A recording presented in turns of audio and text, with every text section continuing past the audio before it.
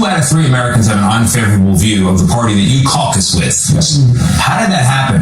Okay, I'll tell you. Why do they not like you and trust you right now? This country faces many crises. And I think a lot of working class people say, look, Trump is crazy. He lies all the time, but at least he's going to do something. Where are the Democrats? Bernie, you're right. Where the hell are the Democrats? Barack, he's chilling in Hawaii, and he only comes out to stab Joe Biden in the back. And Hunter Biden, he's threatening to put them hands on Barack Obama next time he sees him. After embarrassing his father on stage in Hollywood, Hunter Biden said to Axios, almost jumped up on that stage and said, don't ever effing do that to the President of the United States again.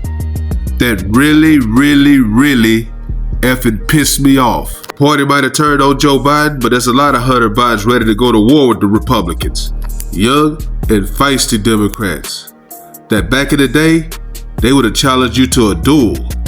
One Democrat said, if they go low, I'm going to the gutter. My brother was murdered, my aunt was murdered, my cousin was murdered, my dad blew his brains out. Sometimes shit is ugly, and you got to be able to fight ugly. Karine Jean-Pierre, she's on a revenge tour, and she agrees with Hunter Biden. We need to fight. In this moment, there's an existential threat. Our democracy is hanging by a thread. Some people would say we're already an authoritarian regime. And I need to see teeth. I need to see fire. This DEI hire is on fire, and she's throwing everybody under the bus. And she's blaming, you guessed it, white people.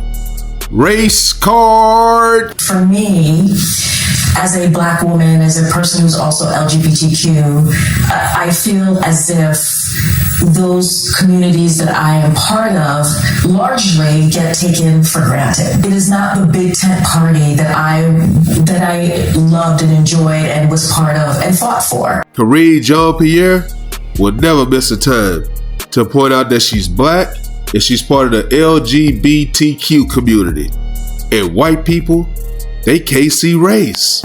The leadership Democratic Party side of things, they're actually throwing people under the bus who are vulnerable and need protection. As a Black woman who has walked through the walls of the White House and been part of this party for a very long time, we get forgotten, and that by large part the Democratic Party does not see us. Karine Jean-Pierre, she's mad at Nancy Pelosi and Chuck Schumer for getting rid of Biden because she was collateral damage. And Trump, he's not having any more DEI hires, so now she can't get a job. See, the thing is, she's not that smart, so nobody wants to hire her. That's why she's still sounding like Joe Biden's press secretary. Unbelievable. I saw a guy who I had not seen backstage at the benefit that I did.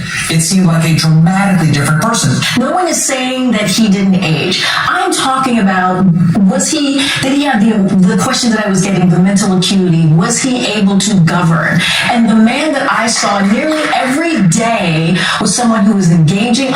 When people asked Jean-Pierre about Joe Biden's health, she refused to talk. Hey, Karine. Hey, Johnny from Fox. How are you? Why don't you come on Jeff Enterprise Fest? Karine, you can bring your binder. Damn, Karine, don't be so rude. You can at least answer one question. But we know who will talk.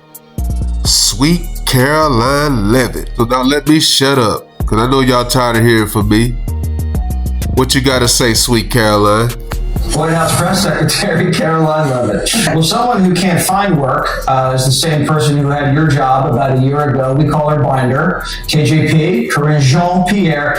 You, I guess, had made a joke about, it was like your mama joke, and she didn't like that. This is what she said. Roll it. It's deplorable.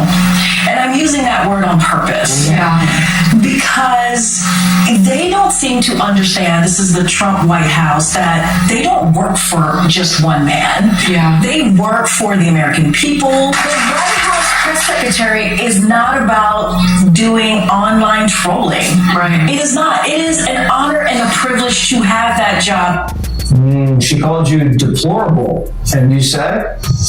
Well, with all due respect to my predecessor, she is one of the main culprits of the greatest cover-up and scandal in American history. She took the podium every day and lied to the press about the incompetence of her boss. And on this book tour, she continues to lie. She said this past week that Joe Biden would still be up for the job if he had, God forbid, been reelected in November. She actually said this week as well on a podcast that Joe Biden did more press engagements than President Trump currently does now.